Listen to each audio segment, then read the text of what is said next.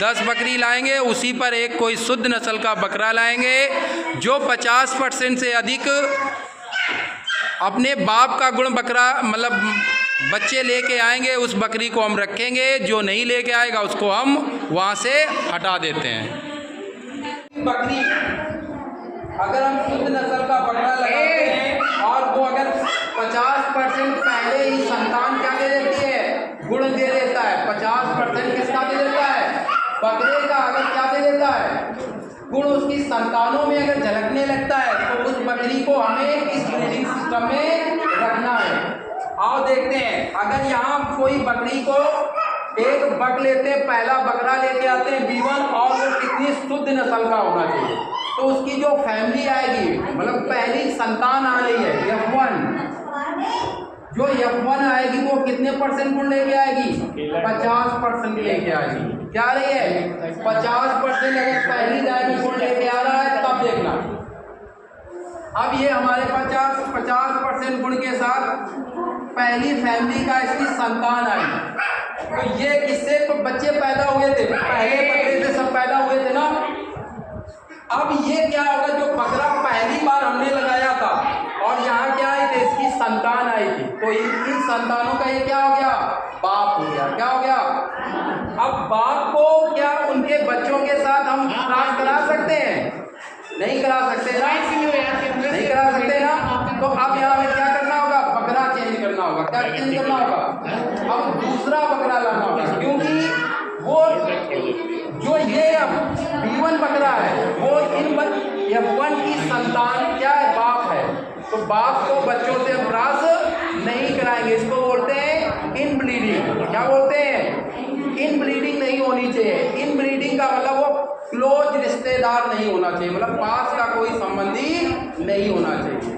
जैसे कोई होता है अपनी बिटिया को बाप कभी संभोग नहीं करेगा, अगर करेगा तो उसमें बहुत ज़्यादा बेकार आ जाते हैं, अभी बताएंगे इन ब्रीडिंग का। अब हमें क्या करना होगा, बकरा चेंज करना होगा, तो हम दूसरा बकरा ले आएंगे। उसमें क्वालिटी क्या होनी चाहिए, शुद्धता कितनी % होनी चाहिए, 100%। तो वो नई जनरेशन पैदा करेगा, तो वो दूसरी जनरेशन होगा। F1 पर क्रॉस करेगा तो दूसरी उसी की जनरेशन आएगा, मतलब ये इस बकरी का क्या आ जाएगा, नाती जैसे कहोगे, बदल के आ जाएगा। अब ये जब आएगा तो ये 75% गुण लेके आएगा दूसरी ब्रीडिंग में। क्या आएगा, 75। अब इस नस्ल को फिर हम क्रॉस कराएंगे, जो 75% गुण लेके आई है संतान को हमें क्या करना होगा, फिर हम यहाँ पर क्या करेंगे, बेसिक खाली सब बता दीजिए, बहुत ज़्यादा नीम में जाएंगे तो ये लोग भूल जाते हैं। अब यहाँ पर ये दूसरी संतान आ गई, क्या आ गई। अब यहाँ पर हमें क्या करना होगा, ये जो बकरा है इसका क्या है, पिता है, तो अब ये बकरा नहीं लगेगा, तीसरा बकरा लेके आएंगे। चलिए आप बता दीजिए, हम अपने ठीक है, इसको हम तीसरा बकरा लेके आएंगे। क्या लेके आएंगे, तो यहाँ पर हम तीसरे बकरे को जब लगाएंगे तो इससे जो संतान पैदा होगी ये दूसरे नंबर की थी, अब कौन आ जाएगी, तीसरे नंबर की फैमिली पैदा होगी। तो ये कितने % यहाँ पर दे देंगे, ये दे दीजिए, लगभग 100% आ जाएगा। यहाँ पर इतना आ जाएगा ये, ठीक है, 87 इधर आ जाएगा। इसके बाद इसको फिर लेंगे, तीसरी फैमिली को हम क्या करेंगे, फिर एक बकरा लेके आएंगे जो चौथा बकरा होगा, फिर बकरा बदलता जाएगा। अब यहाँ कराएंगे तो ये चौथी फैमिली आ जाएगी। जब चौथी फैमिली आएगी, फार्मूला जो पढ़े लिखे लोग हैं नोट कर ले, ये अपने भाषा 93% यहाँ पर उसमें शुद्धता आ जाएगी। क्या आ जाएगी, शुद्धता नस्ल में मिलेगी। अब इसी को फिर ले लेंगे, इसको फिर हम बकरे को जब 93 आ जाएगा तो उसकी हम कौन सी, इसी चौथी संतान को, एक नए बकरे को, उसी नस्ल के बकरे को, बकरा नहीं चेंज होगा। बकरा यहाँ कौन लग रहा था, बरबरा लग रहा था, तो हर बार बरबरा ही आएगा, जिसे बरबरी नाम से जानते हो, बकरा वही रहेगा। तो यहाँ पर हमने फिर 5वां बकरा इस्तेमाल किया।